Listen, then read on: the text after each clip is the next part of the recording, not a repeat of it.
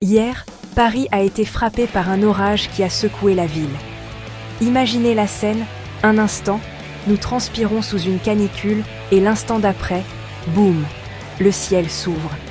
De violents orages ont balayé la ville, déversant jusqu'à 5 cm de pluie en une seule heure. Les vents ont soufflé à plus de 100 km par heure. Les scènes étaient irréelles.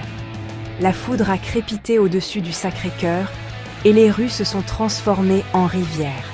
Les gens ont été pris au dépourvu, courant se mettre à l'abri alors que la grêle et la pluie s'abattaient sur la ville.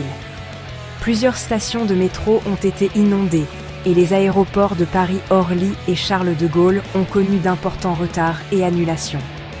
Mais ce n'était pas seulement dans les rues. Même le bâtiment de l'Assemblée nationale n'a pas été épargné. Une fuite d'eau a contraint le Premier ministre à écourter son discours. Les dégâts étaient réels et malheureusement, la tragédie aussi. À travers la France, 2 vies ont été perdues et au moins 17 personnes ont été blessées. À Paris, les pompiers ont géré plus de 300 appels d'urgence, luttant contre les arbres tombés et la montée des eaux toute la nuit. Et si vous pensez que c'est la fin, détrompez-vous.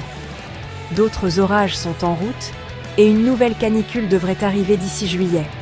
Alors, tandis que Paris se nettoie, je ne peux m'empêcher de penser, la nature nous rappelle vraiment qui est aux commandes. Restez en sécurité et gardez un œil sur les prévisions.